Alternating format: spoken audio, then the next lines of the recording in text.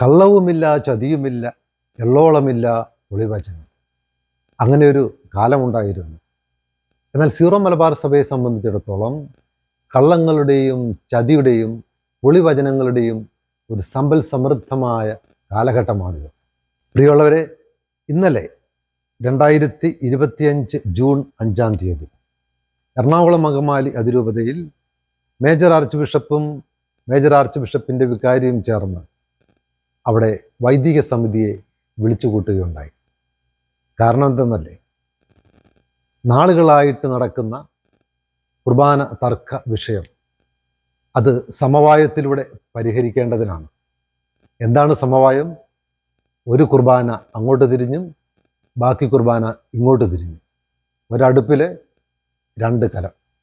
വൈദിക സമ്മേളനത്തിന് ശേഷം അൽമായ മുന്നേറ്റത്തിൻ്റെ നേതാവും വിമത വൈദികരുടെ കരുത്തനായ നേതാവും രണ്ടുപേരും വിശ്വാസികളെ അഭിസംബോധന ചെയ്തുകൊണ്ട് സംസാരിക്കുന്നത് കേട്ടു.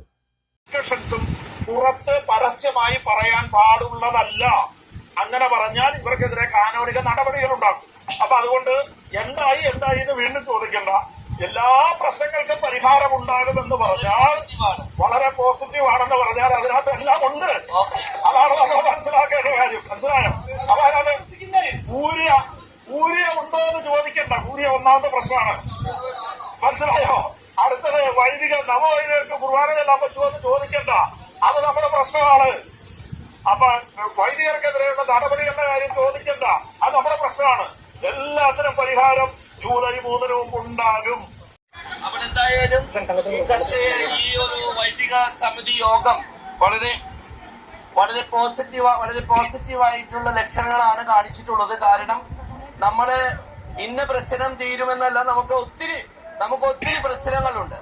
ആ ഒത്തിരി പ്രശ്നങ്ങൾ കുർബാന മാത്രമല്ല, നമുക്ക് നമ്മുടെ മുൻപിലുള്ള മറ്റ് വിഷയങ്ങൾ, അച്ഛന്മാരുടെ സസ്പെൻഷൻ, മണവാളച്ചന്റെ ട്രൈബ്യൂണലിന്റെ കാര്യം, അപ്പോ അഡ്മിനിസ്ട്രേറ്റർ തലത്തിലുള്ള കാര്യങ്ങള്, അങ്ങനെ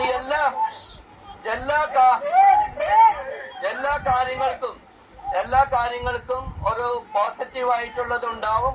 അപ്പോൾ അത് ജൂലൈ 3 മുൻപ് വീണ്ടും, ഇപ്പൊ നമ്മൾ വൈദിക സമിതിയെ കണ്ടിട്ടുള്ളൂ, എല്ലാ വൈദികരെയും കാണണം. കാരണം വൈദിക സമിതി എന്ന് പറഞ്ഞാൽ വൈദികരെ പ്രതിനിധീകരിക്കുന്ന അച്ഛന്മാരാണ്. പക്ഷെ ഈ മൊത്തം 470-ലേറെ വൈദികർ ഈ അതിരൂപതയിലുണ്ട്. അപ്പോൾ എല്ലാ വൈദികരുമായിട്ട് ഇതിനെക്കുറിച്ച് ബാക്കി കാര്യങ്ങൾ ചർച്ച ചെയ്തതിന് ശേഷം ജൂലൈ 3 മുൻപ് എല്ലാ പ്രശ്നങ്ങളും ഒറ്റയടിക്ക് പരിഹരിക്കത്തക്ക രീതിയിൽ, ഒപ്പം തീർച്ചയായിട്ടും അവരെ ചില അഡ്ജസ്റ്റ്മെന്റുകളൊക്കെ അവരുടെ ഭാഗത്തുനിന്നും നമ്മുടെ ഭാഗത്തുനിന്നും ഉണ്ടാകണം എന്നുള്ളതാണ്. അപ്പൊ അതെന്താണെന്നൊന്നും ഞാനിപ്പോ വ്യക്തമാക്കുന്നില്ല. പ്രിയമുള്ളവരെ, നേതാക്കൾ പറയുന്നത് അപ്പാടെ വിഴുങ്ങുന്ന അടിമകളായ അണികളെ നമുക്കിവിടെ കാണാനായിട്ട് സാധിക്കും. അത് ഇന്നോ ഇന്നലെ തുടങ്ങിയതല്ല. വർഷങ്ങളായിട്ട് ഈ അടിമത്തത്തിൽ കഴിയുന്ന ഒരു സമൂഹമാണ് എറണാകുളം അങ്കമാലി അതിരൂപതയിലെ വിമതര്. നമുക്കറിയാം, മെത്രാന്മാര് മത്തായിയുടെ സുവിശേഷത്തിൽ പറയുന്നുണ്ട്, നിങ്ങൾ സംസാരിക്കുമ്പോൾ അതെ എന്നോ അല്ല എന്നോ മാത്രമായിരിക്കട്ടെ. എന്നാൽ ഈ പാവങ്ങളെ തെറ്റിദ്ധരിപ്പിച്ചുകൊണ്ട് വീണ്ടും എന്തൊക്കെയോ കാര്യങ്ങൾ അവർക്ക് നേടിയെടുക്കാൻ സാധിക്കുമെന്ന പ്രതീക്ഷ കൊടുത്തുകൊണ്ട് നമ്മൾ ഈ സർക്കസിലൊക്കെ നമുക്ക് കാണാനായിട്ട് സാധിക്കും.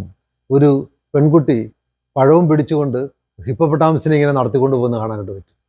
അല്ലെങ്കിൽ പ്ലാവലെ കാണിച്ചുകൊണ്ട് ആടിനെ നടത്തിക്കൊണ്ട് പോകുന്നത് പോലെ ഈ മെത്രാന്മാർ എന്തിനാണ് ഈ വിമതരെ ഇങ്ങനെ ആശിപ്പിച്ച് കൊണ്ട നടക്കുന്നതെന്ന് എത്ര ആലോചിച്ചിട്ടും പിടികിട്ടുന്നില്ല.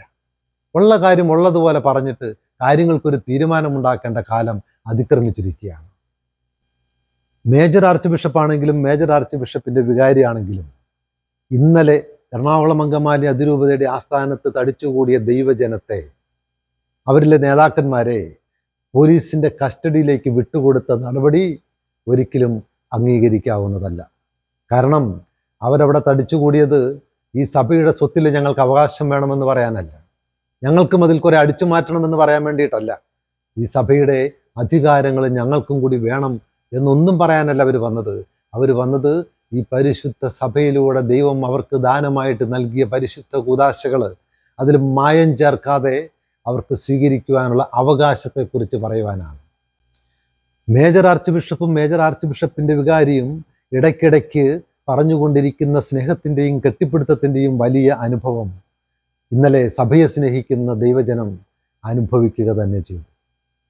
ഈ പരിശുദ്ധ സിനഡിലെ അംഗങ്ങളായ മെത്രാന്മാരോട് എനിക്ക് പറയാനുള്ളത്, 35 രൂപതകളിൽ ഒരു രൂപതയിൽ മാത്രമല്ലേ പ്രശ്നമുള്ളൂ, ബാക്കി ഒരിടത്തും യാതൊരു പ്രശ്നവുമില്ല എന്ന് നിങ്ങൾ പറയുന്നിടത്താണ് പ്രശ്നം.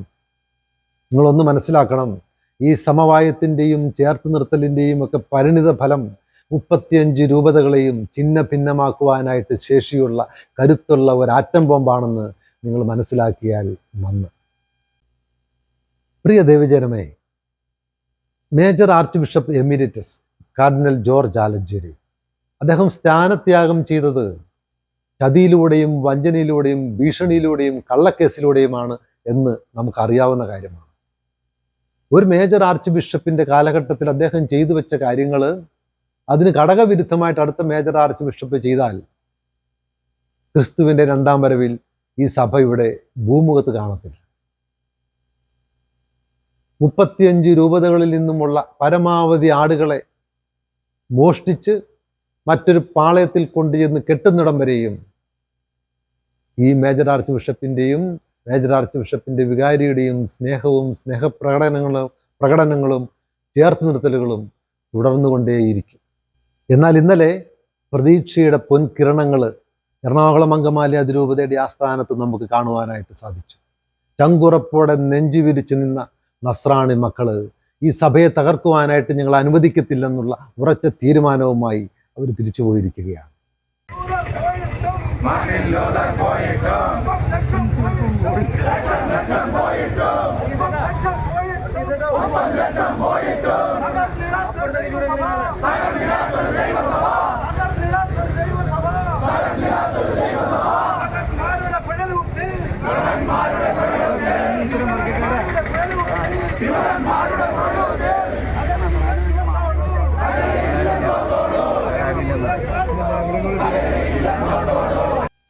പ്രിയമുള്ളവരെ, 10ഉം 12ഉം വർഷം സെമിനാരിയിൽ പഠിച്ച വൈദികര്, അതിനുശേഷം അവർ 5ഉം 10ഉം 15ഉം 25ഉം 50ഉം വർഷങ്ങൾ ഇടവകകളിലെ ജോലി ചെയ്തിട്ട് ഇന്ന് സഭ എന്താണെന്നറിയാൻ പാടില്ലെങ്കിൽ, അനുസരണം എന്താണെന്നറിയാൻ പാടില്ലെങ്കിൽ, മാർപ്പാപ്പ എന്താണെന്നും പരിശുദ്ധ സിനഡ് എന്താണെന്നും അവർക്ക് മനസ്സിലാകുന്നില്ലെങ്കിൽ അവരെയൊക്കെ ചേർത്ത് നിർത്തി സമവായത്തിലൂടെയും ഒത്തുതീർപ്പിലൂടെയും അവരെ അങ്ങ് നന്നാക്കി കളയാമെന്ന് വിചാരിക്കുന്ന മേജർ ആർച്ച് ബിഷപ്പിൻ്റെ വികാരിയെയും എന്ത് പറയാൻ. പക്ഷെ ലോകം മുഴുവനുമുള്ള സീറോ മലബാർ സഭാംഗങ്ങൾക്ക് പ്രതീക്ഷ നൽകുന്നത് സിനഡിലെ ഏതാനും മെത്രാന്മാരും, വിരലിൽ എണ്ണാവുന്ന മെത്രാന്മാരും ഇന്നലെ എറണാകുളം അങ്കമാലി അതിരൂപതയുടെ ആസ്ഥാനത്ത് നെഞ്ചുവിരിച്ച് നിന്ന നസ്രാണി പടയുമാണ്. ഈ സഭയെ ദൈവം കാത്തുകൊള്ളും.